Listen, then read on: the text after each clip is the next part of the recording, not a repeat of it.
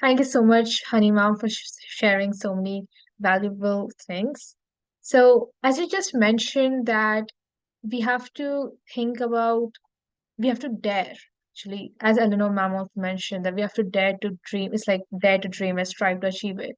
But don't you think daring to dream bigger dreams, isn't that hard? Like, as a teenager myself, I find it quite hard to dream big. As a kid, I did love it. Like I would think that I can do this, I can do that, I can be anything I want. But as you grow older, at the back of your mind, you always have this thought that maybe I'm not good enough, or there have been so many other people before me. Am I really going to achieve anything? And then always the question, if I do achieve it, what counts as true success? Because whatever you do, someone's always better than you. Like being the best, if that's winning the game, then how can you be the best at everything? What's that line when you can actually say I'm successful? Um, so I would say that always dream big. So even if it seems like that it's a difficult path, even if it's you think that okay, you have doubts inside your mind, and you think that you may not be able to be perfect. So it's not about being perfect into anything. It's about to actually pursue and to actually work hard towards what you want to, be at your career, or to what you want to be at your later on life. So when you say that it's hard, it's daring, I think that's something that gives you more that's give you more kind of a strength to actually build upon yourself. So whatever profession, whatever career you want to pursue in your life, it will always be challengeful, it will always be challenging. So you always have to think that you have to, you have to dream that big, so that you can land up yourself into that place, even if you have to work hard, twice as hard as some other people are doing. So I will not say that don't get scared of the fact that okay, what if I'm going to pursue this kind of a stream into a STEM, what if I will be good enough or not. Those thoughts will always be there into any profession. There will always be self doubts into any professions, no matter what you want to. And people will always be better than you into your into your job profile. So you have to just work hard, you have to work on your internal capabilities, you have to build your strength, and you have to work on your weaknesses. And I think respectively you will be achieving your goals at the final. So I think that's something that you never give up on your dreams. You always dream big, so that one day you will not end up thinking that what if I would have pursued my dream. So that question should not be there with you for your life. You should always, yes, there should be a rationality behind your dreams. Yes, I am not saying that okay, there should be a plan. I always believe that if you have, see, I may sound that a planning or a linearity may not be in your life, but always have some kind of a rough plan that how you are going to achieve what you want to achieve in your life. So for example, when I realized that I'm good, I want to become into teaching profession, I started working into building that kind of a portfolio for myself, that what are the requirements, what should be working upon myself. So if you think that you have to be somewhere in your life, start working internally and have a kind of a plan where you can work upon a step-by-step guide that you can follow with yourself. So I think that helps. So that would be my thoughts on that. What about children who are perfectionists? Like, I understand that there are people who just want to do that, like follow their dream career, but then there are people who want to be the best. For them, it's like a competition. Every day, every examination, every event, even life, it's a competition. And many a times, while trying to achieve their bigger dreams and while trying to be the best, they succumb to mental illnesses and they start to doubt themselves. So it's like, how do you decide when you have actually reached that point? Because if you talk about a runner, there's a finish line. What's the finish line to life? Because if you're gonna dream big, you have to, you have to know where you want to go. See, what I always feel that if I'm working about into something and if I achieve it, there is very less margin of me learning something towards it. So if you say that, there are perfectionists, you are competing and you are, getting failures into your life, or you are getting second or third ranks or fourth ranks, there will always be something to learn. And if you say that you come first, and if you say that you are coming, people who are coming second and thirds, and you are working, working hard to achieve that part, I think it's more about working in into yourself, that what are your weaknesses that you want to work upon, rather competing into something of excellence where you want to become a perfection. I don't believe that there is a stage of perfection in life. So that is something that my take is on that. I believe that there will always be something that has to be learned, that has to be there. So even if you become, you in PhDs, we say that even if you have, a lot of research papers, you have a lot of academics following towards you, but I always think that you never become, a perfect expert into one field. So I think that. So yeah. I was going to say, if you ever have a perfectionist, make them do a PhD. They will go Yeah, insane, because a true. PhD, it's so hard because there's no guideline, there's no comparable, because you're Exactly. going where no one's been before. That's the whole goal, is that you're exploring something. And I have some close friends who did PhDs, and they're far smarter than me, better students at anything. And they were miserable their whole PhD. Whereas I was like, well, nothing works, but, I'm used to not being 100%. And what is amazing is, I think when you're in school, it's way easier to see if you're a perfectionist or not, because it's kind of black and white. You feel you had the good grades, but then the older you get, the more work you do, and the more other things you see, and the more you realize that perfection, as you say, doesn't exist. And Yes. also, you can just achieve to do the best at what you like, and the best at what you can. And for me, for example, when I see someone is a said perfectionist, so they do the job very, very well, but they don't do it in time, then for me they failed, because Yeah. time is, for me, part of perfection. So there's also like the Mm. the component of what you like. And then if you were not able to, for example, clean your house and take care of yourself, like your health, and do your job, then maybe you're not a perfectionist. There's Yeah. different ways of addressing perfectionism, perfection in general, and obviously happiness. And a competition is actually very healthy. If you look at a lot of jobs, you need that competition to keep on your toes and be able to, move forwards. The most important thing is that you find the right balance for you. If you're a very competitive person per nature, you need to be in an environment where you're constantly challenged and you can learn more. As long as you're not being pushed to your limits, it's fine. And if you're someone who hates competition, then you just need to pick an environment where you're more left on your own and to do things at your own pace. There's nothing wrong with being that way. Sometimes you can't do anything about it. It's just finding the right balance for you.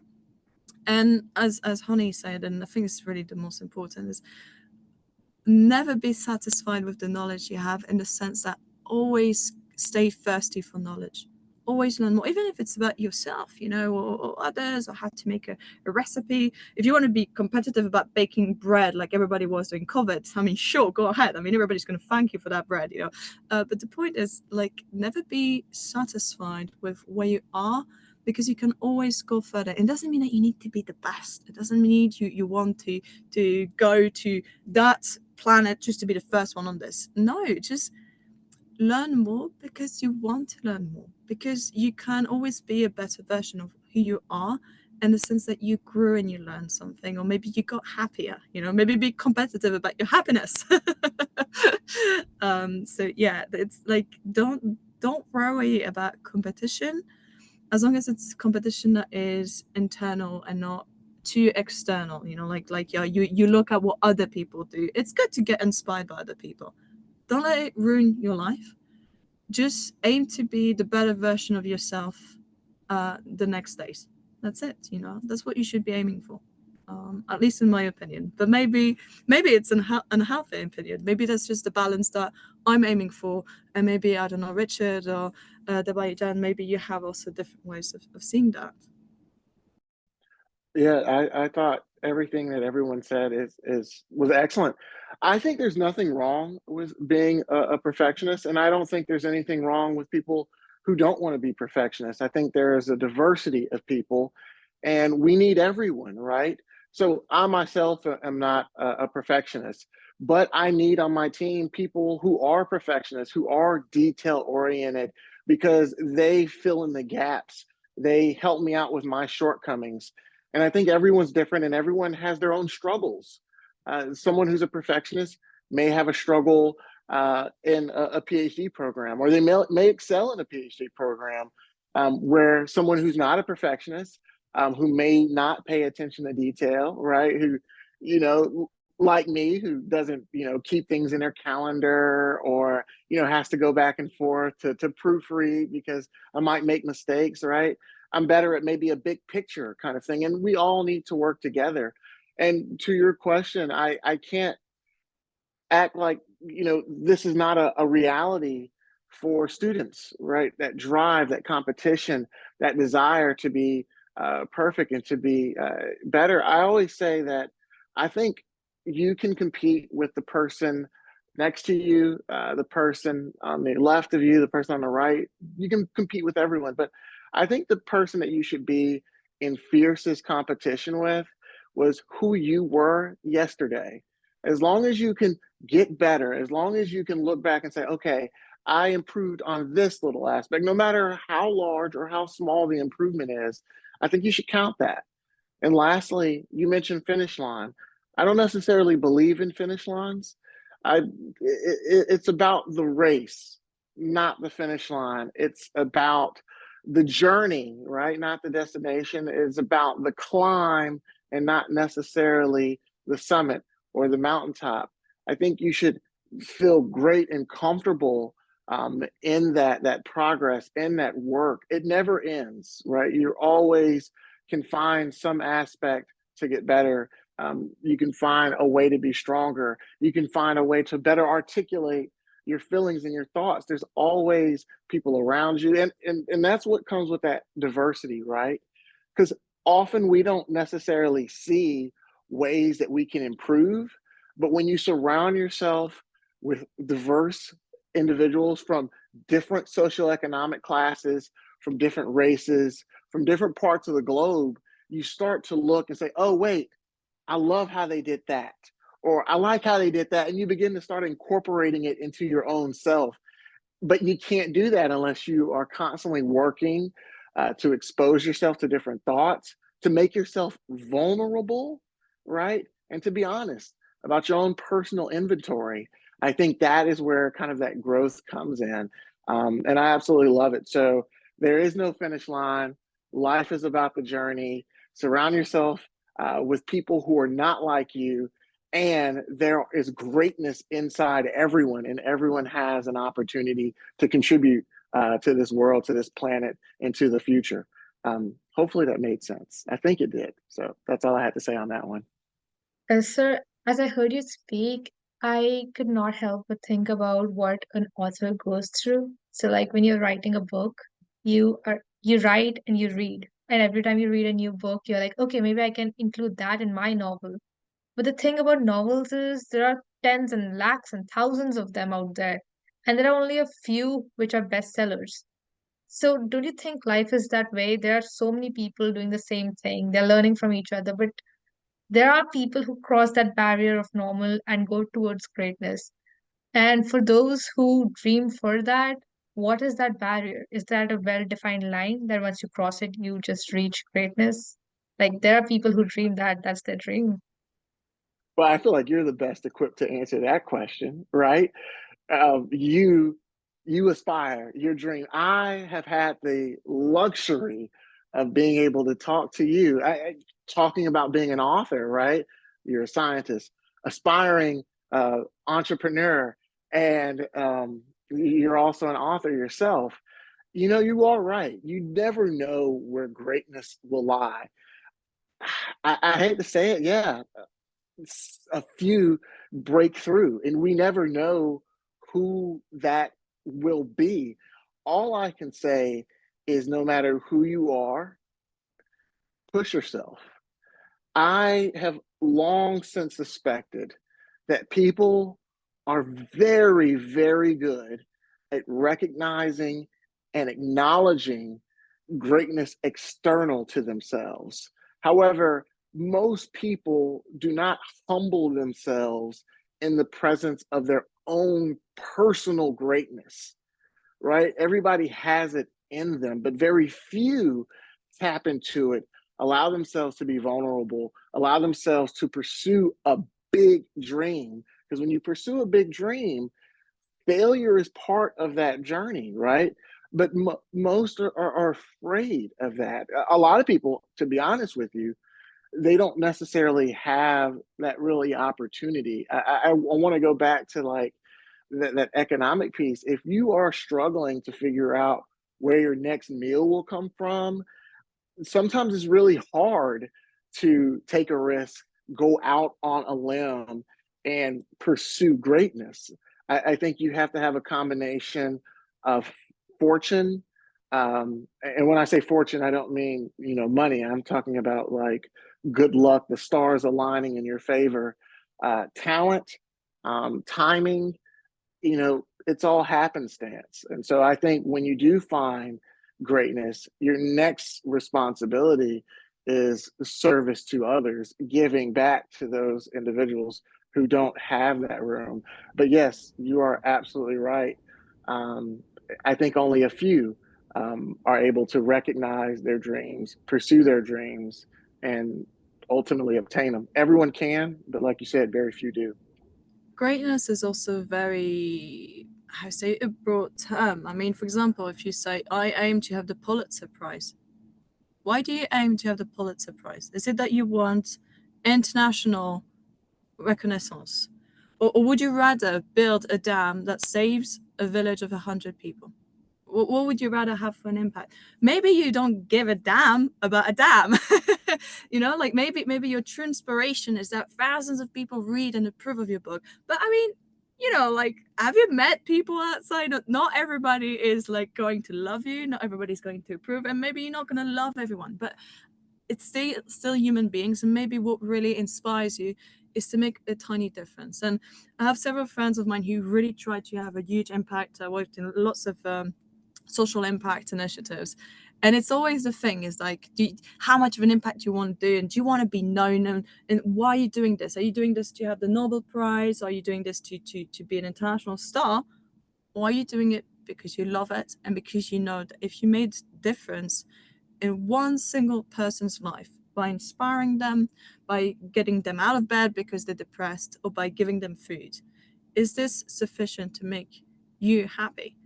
And that's what you have to see. Is like, what do you mean by greatness? And it's okay to aim for the Pulitzer Prize, but you have to understand that it's not always going to be in your control, and you might be very frustrated by this. Whereas if you can say, for example, I have a personal rule, which is do at least one nice thing per day. And it can be anything. It can be to help a bug that's on its back on the floor. It can be to help someone carry something. But if I do that good deed today, if I find sometimes it's 10 of them, sometimes I have to struggle to find someone to help. But I feel so much better than when I finished writing a bloody paper that took me a month to do, despite the scientific achievement, and I know that paper was really worth it and so on. So yeah, greatness will be different for many people. And when we put those, I would almost call them artificial kind of goals, like it's a society goal, in the end, we are animals. We need to drink, we need to eat, and we need to sleep. That's the main, basic stuff. And for some people, as you said, Richard, you can't do much more than this because you just don't have the economical opportunities to do this. Are these people less great? No, they're not, And the fact that often those people are the ones that make you smile, that make you realize how artificial and weird our own, limits, our own barriers are. It's like, why am I feeling like terrible? I'm so lucky I'm alive. I'm so lucky. Today I had a great day because I got some sleep, and yeah, sure, I looked like hell because it was only 3 hours, but like, look at this, I have a job and I'm so happy. So don't define greatness by what others think of you. Of course it will be an achievement, but for me, at least, for example, when I gave the first TED talk, I had people saying, oh my god, but it's so amazing, it's such an achievement. I was like, really? Like, they give it to me. I mean, if they let me do one talk, of course they're gonna pick anyone, you know. But it was because in my mind, it was more about how much impact I had. And once I saw that it had an impact and people liked it, that's when I realized what it meant. But to get there was more like, well, okay, it's a stone. Yeah, sure, it's an honor, it's great. But it wasn't like, you know, well, it's then what you make other people feel like, or the things that, you know, what impact did it have in the long run? That's important. If your Pulitzer Prize winning book, you only have critics from people you don't know who tell you it's great. Will it matter as much as your mom, your dad, and your friends telling you, I loved your book. I loved your book so much. Do you think it will have the same impact? And then think about most of the things you do around you. It sounds a bit dumb and emotional, you know. And obviously, I would love to have a contribution into science that would help thousands. But in the end, it's, you know, I'm glad that the small emotional things also bring us something, because otherwise it would be very difficult to hope and to move forward, because a lot of those big dreams are only for a select lucky few, not necessarily just talented, but lucky, because it's all about circumstances often. I wanted to make a small point here because, we always talk about these things in terms of like making sure that we inspire the younger generation of trainees and students in the right way. I'm a little intrigued by this question of like being great, because if I was told, what would I like to become, I would rather identify a profession than say being great in that profession, because I kind of don't have an idea of what it means to be great. To kind of segue with Eleanor's example, a Pulitzer Prize winning journalist or a writer will win the award for great writing. I don't think they do the great writing only to win the Pulitzer Award. So I think it's a very interesting conundrum. We get to see the people who are highly successful shown into limelight because of a success that they received. We often tend to forget that they have attached themselves to the work for a really long time to be able to get there. Yeah, exactly. And I think that's an important point to bring up, especially since I consider that mentoring of the young trainees towards setting their aspirations correct has wide-ranging implications. And as you have brought yourself up to the point of mental health of the younger trainees, I think this is an interesting point, because the more that we kind of like set the pragmatism of career ambitions in the right level, the better of a service we will do to the younger generation of trainees in terms of making sure there is no burnout, there is no, I would say, disproportionate ambitions in some sense. I'm not necessarily saying that you should not dream big, you should always dream big, but to think that you're attaching your dreams with a sense of, like, I don't know, like an award or a success or a milestone, kind of like takes your focus away from the joys of the work in the day-to-day. So, if you want to aspire and dream big to be that person who comes into lab from a STEM perspective, obviously comes into lab every day with a sense of passion and enthusiasm, without that passion and enthusiasm diminishing at all. You have a certain contextual path. Every individual is the sum of their lived experiences, which kind of is very critical to understand, considering privilege. For some of them, their lived experiences are that, me getting food every day on my plate is an important battle to win. And when I have overcome that battle and I'm going into lab and doing good research, I am already great. And kind of keeping that in mind, that is success. Even though you have not won that science award, that is, you're already successful. I think that's a very important point to internalize, because it prevents you from kind of being in a position where you constantly doubt yourself.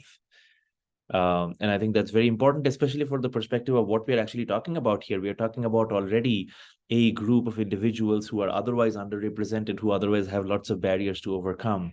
And if you've already overcome some of them and you're failing to celebrate the success of it, then you are not recognizing the greatness of your own accomplishments in some sense. So thinking about that as a perspective, I think is important because, you know, mental health, as you brought up, is a big thing, and you don't want to kind of like have, you know, that, you know, come up at a time when you are setting yourself up for success long term in your own dreams and ambitions. So I don't know if that made sense, but I was trying to kind of stitch. I felt these themes were. No, that's actually exactly the summarization of what we actually wanted to convey. That most of the people who have, you know, become great, they were not actually working to be great. They were so focused, they were so consistent into whatever they were doing. They have so much love about their, you know, work, that they became what they became. But it was not something that they pursue in their life. So many of the times we forget that what we are actually working for and what we should have focus in our mind, rather working for an award or rather working for an achievement. We should work into internally our processes, and we should be consistent about, you know, whatever we want to pursue in our life. So I think that's something we have to make balance, or otherwise it will create a lot of mental stress into our lives. That's really a great point. And yeah. You all have made such Can I just, amazing. Yeah. Yeah. Sorry. Sure, sir. Please continue. I was just going to say, I think that is such an excellent point that everybody has made. And I just want to just make sure, even for us on the panel, right, who are communicating and who are, you know, expressing this kind of desire to recognize greatness in terms of your own person, and no matter what you're able to do. And that's the question, how many of us, even on this panel, even the people who are listening, woke up this morning, looked at themselves in the mirror, and admitted to themselves that they are great, right? How many of us take our own medicine and take our own advice? I think that is so, so important that, you know, as we go about, we are also doing those things for ourselves. And maybe every single person on this panel has done those things. But I can tell you what, when I woke up in this morning, I washed my face, I brushed my teeth, and I did not remind myself that I was great. Maybe I was a great father. Maybe I'm a great husband. You know, maybe I'm just doing the small things great. I actually failed to recognize that in myself today. And I think far too often we all fail to recognize our own personal greatness. And I'm so sorry for jumping in and cutting you off. I apologize. No, that's really important, because, you know, I'm towards my end of my PhD, so I really need that kind of motivation and that kind of, you know, dose of motivation daily. So yes, totally agree with the point that, you know, I'll remind myself, I'll wake up in the morning, and I look at myself and I say that, okay, you are also doing a great job. So definitely with your point, Richard, thank you so much for reminding us as well. Everyone here has been talking so much about the fact that we have to be happy with our own small achievements. But on the ground level, are we really teaching today's kids that from the competition we have in classes, first rank, second rank, this and that, from the entrance exams you have for universities, then the struggle you have in universities, and many of you here are pursuing your PhD or have done it or have started a complete company, and you know that you just keep going and going and going. It's like a rat race. But are we really teaching what we are preaching? Yeah, please, Debanjan. Yeah, I was gonna say, you know, kind of flip the question a little bit, like from which perspective should we be looking at this? Like are we looking at this from like inclusive pedagogy perspective, in terms of like making sure everybody's talents and you know, pathways are identified? Are we thinking about like certain sociocultural aspects? I mean, for example, you're mentioning the kind of competition to get into universities through entrance exams that exists, for example, in India. The mechanisms are very different, and the competitions are very different in another country. So I think you have to think about some of those variables when you try to understand you know, this whole idea of competition and how it kind of seeps into the education system. But one of the big things is that in many senses, you're right, we are not perhaps teaching this idea of, because it's almost like an inversion. We are telling them that, we are kind of trying to squeeze you through a sequence of limited opportunities. And then we're telling you that after you have gone through that, as you decompress from all of that, now you can be whatever you want. So I think a lot of it depends on like how we are also building the workforce for teaching the younger generation as well. And there is a lot to be said about training in pedagogy, training in teaching, and making sure that we create mechanisms through which this message can be brought into the classrooms.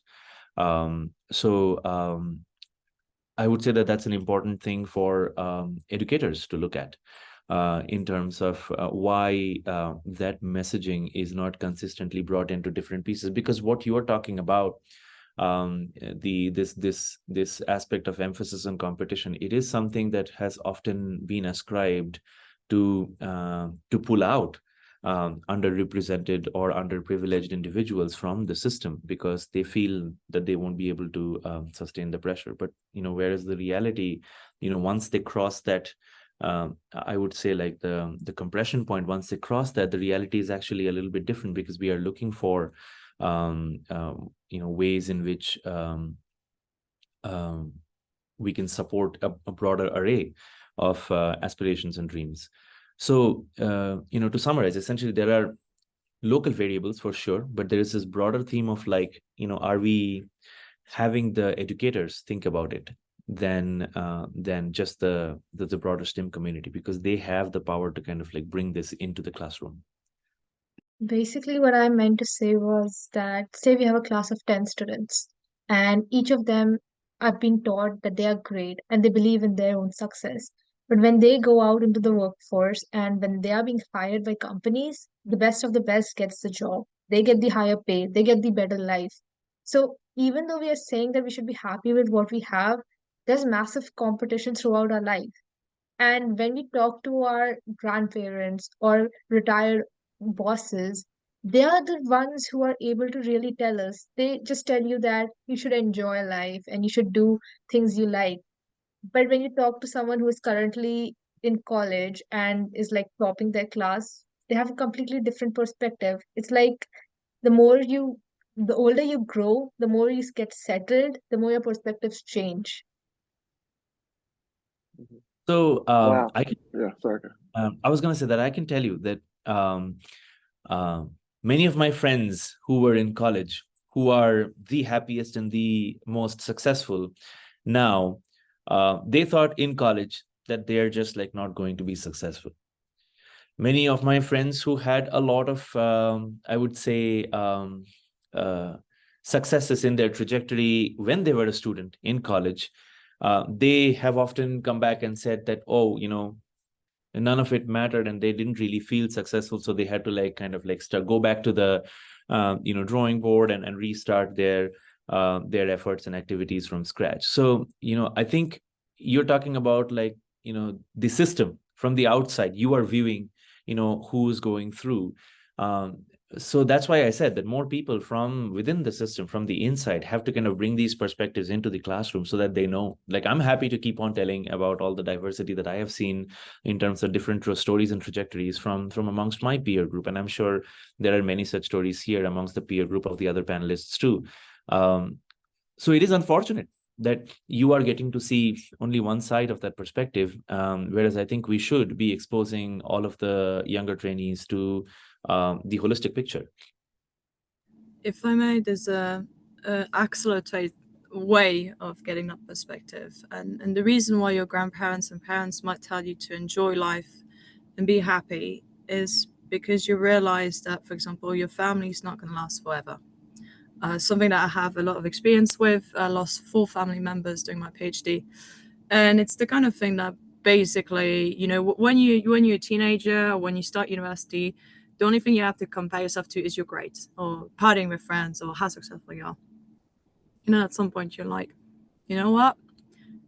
It would have been okay if I had taken 1 or 2 extra years to do my studies and actually spent them with my mom and dad, because they're not going to be there forever. And it's really sad. It's that kind of perspective only comes once it's too late. So that's what they're trying to tell you often. It's that, you know, like this thing where you think your grades are important. It is partly, of course, is to get that job, is to get that thing. But there's some things that are irreplaceable, which is some of the human bonds or that passion you have. What's the point in having 100% in your grades if you stop believing in your dreams? If you stop enjoying going to work? You know, there's no point in being the best if you're not happy and if you lose that dream, or if you can't do the things on the side that you wanted to do. And most of the people I know who had like the best grades in high school at universities are completely lost now, because they are expected to do something, they're expected to enjoy, but actually the reality is that it's not necessarily what makes you happy. Maybe what makes you happy is to be baking or something else. And I'm actually very worried right now for current generations, because yes, there's this absolutely huge pressure that you have to be the best at this and the best at that, and also with social media it's exacerbated, when sometimes it's like, actually what's best is, yeah, sure, if you want to be competitive, go ahead, but it's about doing something that makes you happy, wants to get you up in the morning, you know, and to spend time with the people that you need to spend time with.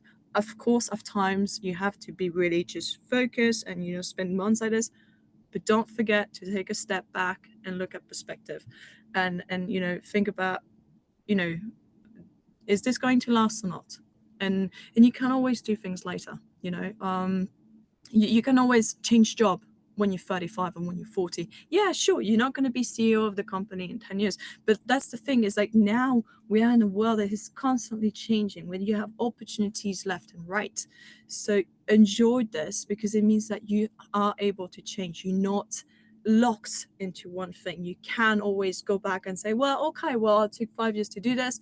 It's okay, I'll do a PhD in 15 years. That's fine. That is fine. I don't need to be tomorrow the professor. I don't need to be this. I just need to look back and be satisfied with my life, because I didn't stay in this thing because it was expected of me to get the best job, you know. If you're not limited by your finances, enjoy. Okay, if you can still feed yourself, you can still survive, then aim for something that actually makes you happy, then makes you the best, you know. Okay. And it is very important, and something that is really difficult to see. And I was the same. I mean, I failed my first year when I did university, and I thought I was the biggest failure in the world. And then I read about astronaut Scott Kelly, one of the twins astronauts, and he was telling how he failed his military university and he got rejected. And I was reading his book, and he was, oh, my eyes were filled with tears. I was like, the guy's an astronaut. The guy he just spent a year in space doing the twin studies. So if this guy fails, then so can you. The point is that you should never give up, and you should get up, and you should try and fight for it, you know.